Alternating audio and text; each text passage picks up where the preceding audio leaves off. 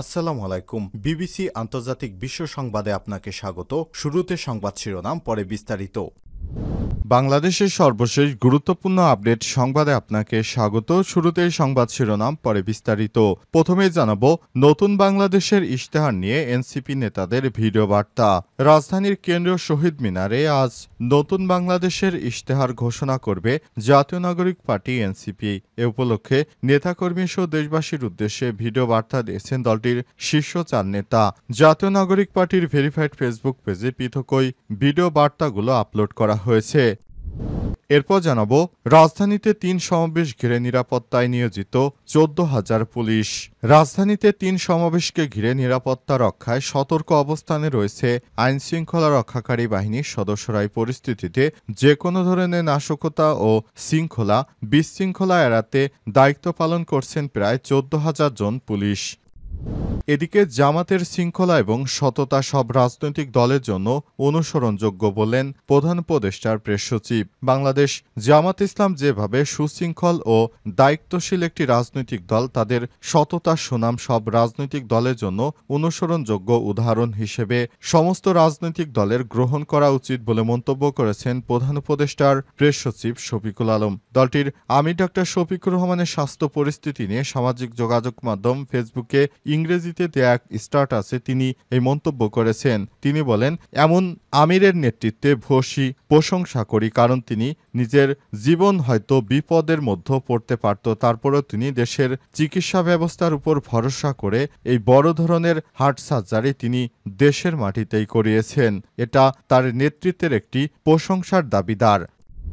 এদিকে সংসদীয় আসনে নতুন সীমানা নির্ধারণে বিএনপির 5 সদস্যের কমিটি গঠন।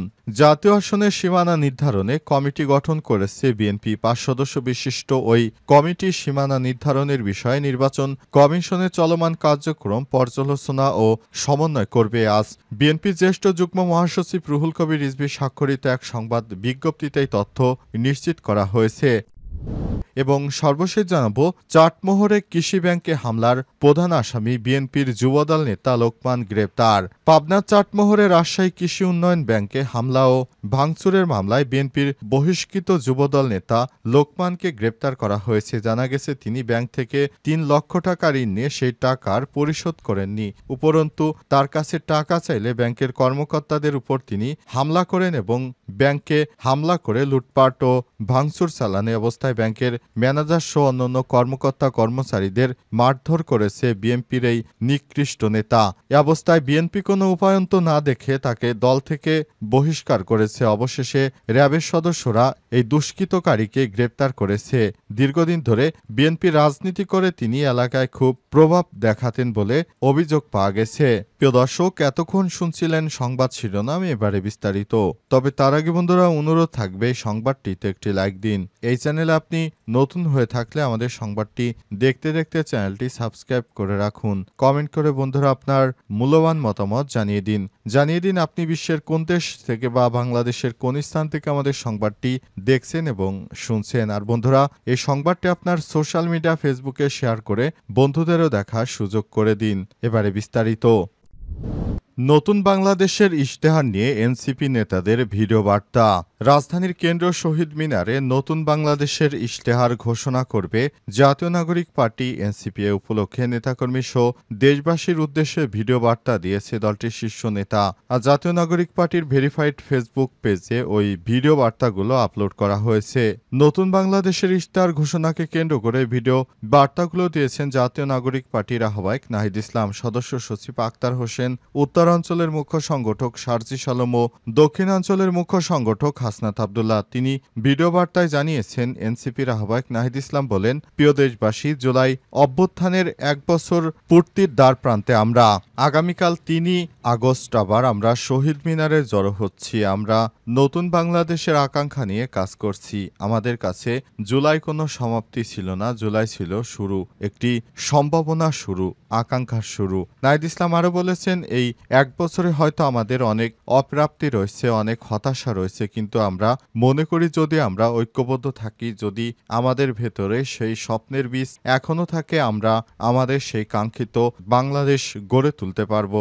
আমাদের গত এক বছরের অভিজ্ঞতা এবং এক বছরের সীমাবদ্ধতা সবকিছু মিলেই আমরা সামনের দিকে পথ চলতে চাই। এছাড়াও ভিডিও বার্তায় জুলাই পদযাত্রার কথা তুলে ধরে ভবিষ্যতের প্রত্যাশিত বাংলাদেশের নানা বিষয়ে কথা বলেছেন নাহিদ ইসলাম। এদিকে ভিডিও বার্তায় এনসিপি সদস্য সচিব আক্তার হোসেন বলেছেন, আগামীকাল ৩ আগস্ট এক দফা ঘোষণার এক দফা পূর্তিতে জাতীয় নাগরিক পার্টি এনসিপির তরফে কেন্দ্র শহীদ মিনারে নতুন বাংলাদেশের ইশতেহার ঘোষিত হবে।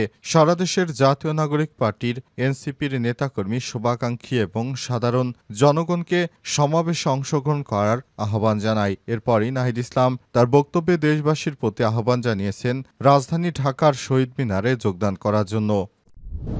রাজধানীতে ৩ সমাবেশ ঘিরে নিরাপত্তায় নিয়োজিত ১৪,০০০ পুলিশ। রাজধানীতে ৩ সমাবেশকে ঘিরে নিরাপত্তা রক্ষায় সতর্ক অবস্থানে রয়েছে আইনশৃঙ্খলা রক্ষাকারী বাহিনী। এই পরিস্থিতিতে যে কোনো ধরনের নাশকতা এবং বিশৃঙ্খলা এড়াতে দায়িত্ব পালন করছে প্রায় ১৪,০০০ পুলিশ। আজ বিষয়টি নিশ্চিত করেছেন ডিএমপির অতিরিক্ত police commissioner crime and operations SN Mohammad Nazrul Islam বলেছেন, পর্যাপ্ত পুলিশি ব্যবস্থা আছে। ৮,০০০-এর সঙ্গে ৬,০০০ মোট ১৪,০০০ পুলিশ সদস্য দায়িত্ব পালন করবেন। এর বাইরে সাদা পোশাকে অনেকেই দায়িত্ব পালন করবেন। আমরা কোনো ধরনের নিরাপত্তার শঙ্কা দেখছি না। প্রসঙ্গত, রোববার রাজধানীর ৩ স্থানে আয়োজিত হচ্ছে বিভিন্ন রাজনৈতিক ও সাংস্কৃতিক সমাবেশ। শহীদ মিনারে সমাবেশ করছে জাতীয় নাগরিক পার্টি, শাহবাগে বিএনপি আর সোহরাওয়ার্দী উদ্যানে চলছে সাইমুম শিল্পী গোষ্ঠীর সাংস্কৃতিক অনুষ্ঠান। আজ দুপুর ১২টা থেকে সন্ধ্যা ৬টা পর্যন্ত শাহবাগ মোড়ে জুলাই আগস্ট গণঅভ্যুত্থান শোক ও বিজয়ের প্রথম বর্ষপূর্তি উপলক্ষে ছাত্র সমাবেশ করবে বিএনপির ছাত্র সংগঠন জাতীয়তাবাদী ছাত্রদল। একই দিন বিকাল ৩টা থেকে সন্ধ্যা ৬টা পর্যন্ত কেন্দ্রীয় শহীদ মিনারে জুলাই ঘোষণাপত্র ও সনদের দাবিতে জনসমাবেশ করবে জাতীয় নাগরিক পার্টি এনসিপি। এছাড়াও সাইমুম শিল্পী গোষ্ঠীর আয়োজনে ১ থেকে ৪ আগস্ট প্রতিদিন সকাল ১০টা থেকে রাত ১০টা পর্যন্ত সোহরাওয়ার্দী উদ্যানে চলছে ৩৬ জুলাই কালচারাল ফেস্ট জুলাই রূপরেখা। জামাতের শৃঙ্খলা এবং সততা সব রাজনৈতিক দলের জন্য অনুসরণযোগ্য বললেন প্রেস সচিব। বাংলাদেশ জামাত ইসলাম যে ধরনের রাজনীতি করে আপনারা দেখুন, তাদের কোনো চাঁদাবাজি রেকর্ড নেই, তাদের নেতাকর্মীদের মধ্যে কোনো হাঙ্গামা বা মারামারি দলীয় কোন্দল নেই। তারা যেভাবে রাজনীতি করছে, এই রাজনীতি বাংলাদেশের মানুষ এটাকে সমর্থন করে। সুতরাং এই ধরনের রাজনীতি সবাই চায়। সুতরাং সমস্ত রাজনৈতিক দলের উচিত জামাতের কাছ থেকে কিছু শিক্ষা গ্রহণ করা। জামাতের কাছ থেকে কিভাবে আদর্শ নিতে হয় সে বিষয়টি সবার দেখা উচিত। শফিকুল আলম আরও তার স্ট্যাটাসে বলেছেন, অনিশ্চয়তায় ভরা এক সময় তার শফিকুর রহমান শান্ত নেতৃত্ব এবং সংস্কার প্রক্রিয়ায় গঠনমূলকভাবে অংশগ্রহণের মানসিকতা বিশেষভাবে চোখে পড়ার মতো। তার নেতৃত্বে জামাতের ভেতরে শৃঙ্খলা ও সততার যে সুনাম গড়ে উঠেছে তা সব রাজনৈতিক দলের জন্য অনুসরণের উদাহরণ বলে মন্তব্য করেছেন তিনি। আরও বলেন, আমরা জামাত ইসলামকে দূর থেকে যেভাবে দেখেছি এতদিন, আসলে তাদের নিবন্ধন বাতিল করা হয়েছে, তাদেরকে জঙ্গি সংগঠন সহ বিভিন্ন বিষয়ে বলা হয়েছে, কিন্তু শেষ পর্যন্ত দেখা গেল তিনি জামাত ইসলাম কখনোই এই ধরনের কোনো সংগঠন ছিল না। তাদেরকে জোরপূর্বক বড় ধরনের ফ্যাসিস্ট সরকার জামাত ইসলামকে ধ্বংস করার চক্রান্ত করেছিল, কিন্তু জামাত ইসলাম শেষ পর্যন্ত এখন তাদের নীতির কাছে অন্যান্য দল হেরে গেছে, কিন্তু তারা কোনো স্বৈরাচারের কাছে বিক্রি হয়নি। চাটমোহরে কৃষি ব্যাংকে হামলার প্রধান আসামি বিএনপির যুবদল নেতা লোকমান গ্রেপ্তার। পাবনা চাটমোহরে রাজশাহীর কৃষি উন্নয়ন ব্যাংকে হামলা ও ভাঙচুরের ঘটনায় বিএনপির বহিষ্কৃত যুবদল নেতা লোকমান হোসেন ৩৫কে গ্রেপ্তার করেছে র্যাব। আজ চাটমোহর উপজেলার ফুলজানা এলাকা থেকে তাকে গ্রেপ্তার করা হয়। জানা গেছে, গতকাল সকালে বিএনপির এই নেতা ব্যাংকে ঢুকে তারপর ভাঙচুর ও লুটপাট করেছে। আজ সকালে র্যাব ১২ সিপিসি ২ পাবনা এক প্রেস বিজ্ঞপ্তিতে তার গ্রেপ্তারের বিষয়টি নিশ্চিত করে। গ্রেপ্তারকৃত লোকমান হোসেন ফুলজানা গ্রামের আব্দুস সাত্তারের ছেলে। তিনি ফুলজানা ইউনিয়ন পরিষদের ৩ নম্বর ওয়ার্ডের সদস্য এবং ওই ইউনিয়ন যুবদলের বিএনপির নেতা।